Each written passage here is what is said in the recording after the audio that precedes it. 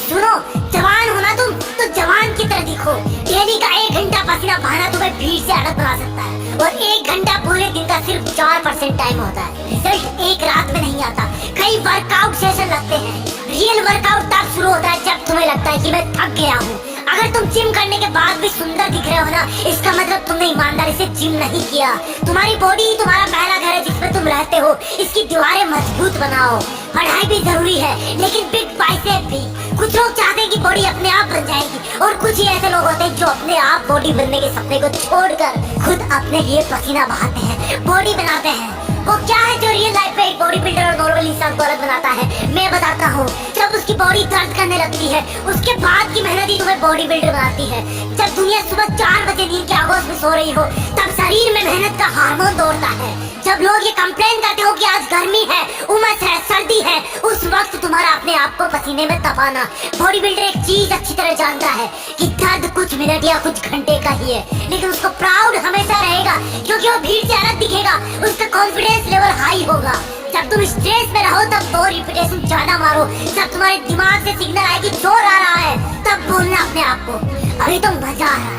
कभी भी अपने वर्कआउट से चीट मत करना। ये कोई गर्लफ्रेंड बॉयफ्रेंड नहीं है, ये तुम खुद हो। अगर करना है तो करना है। जुनून वाले लोग अपने आप को ट्रेन करते हैं, और आलसी लोग कंप्लेंट करते हैं। जब तुम्हें दर्द हो तो सोचना कि ये तुम्हारी कमजोरी थी जो पसीने से बाहर निकल रही है। ये पसीना नहीं है, ये तुम्हारी एक्स्ट्रा चर्बी हो रही है। The more you sweat in peace, the less you bleed in war।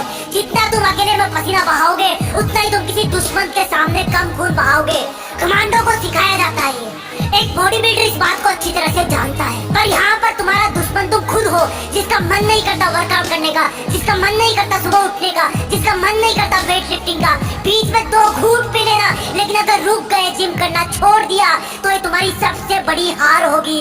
अपने आप से हार जाओगे तो दुनिया तो जीत ही जाएगी। फिटनेस का मतलब ये नहीं कि मुझे दूसरों से अच्छा दिखना है। फिटनेस का मतलब ये है कि मुझे अपने आप को कल से बेहतर दिखाना है। जैसा मैं कल था, जितनी पावर मेरे शरीर में कल थी, उससे ज्यादा आज होनी चाहिए। तुम्हारा हार्ड वर्क ही तुम्हें 6 पैक दिला सकता है। आज घर पर बता देना कि मम्मी जिम जा रहा हूँ, लेट आऊंगा। रास्ते में जाते जाते सोचना कि मैं ऐसा क्यों कर रहा हूँ, किसने मुझको धोखा दिया है, मेरा किसने अपमान किया है, मुझे किसने सबसे ज्यादा रुलाया है। और अपनी हर एक्सरसाइज को फिर अलग अलग नाम देना। जब भी पुशअप लगाओ तब वो दिन याद करना जब तुम्हारे दोस्तों ने तुमको मरियल कहा था। जब भी एब्स लगाओ अपने प्यार वाले धोखे को याद करना। जब भी रनिंग करो वो दिन याद रखना जब तुम्हें दवा लेने जाना था और तुम्हारी बस छूट गई थी। अपने आप का एक रूटीन बनाओ। सोना, उठना, काम करना, वर्कआउट करना, पसीना बहाना, और इन सबको फिर से कल से रिपीट करना।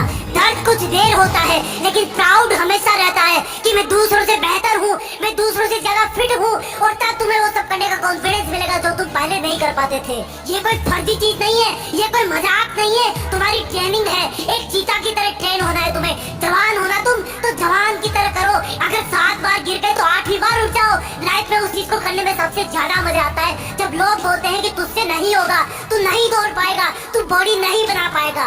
वर्कआउट शुरू करना मुश्किल है, लेकिन एक बार शुरू हो गया तो तुम्हें रोकना मुश्किल हो जाएगा। और जब तुम एक दिन खुद उनके सामने जाओगे जो बोलता था कि ये तुमसे नहीं होगा, तो तुम्हें कुछ बोलने की जरूरत नहीं पड़ेगी, अपने आप दिख जाएगा। और सुन, आज से ये कचरा पट्टी खाना बंद। तुम कैसे दिखते हो ये उससे डिसाइड होता है कि तुम क्या खाते हो, कितना पसीना बहाते हो, क्या सोचते हो। और सुन, बहाने मारना बंद कर। तू जिद्दी है, तुझे सबसे अलग दिखना है। कोई देखे तो लगे कि चट्टान का बना इंसान है ये।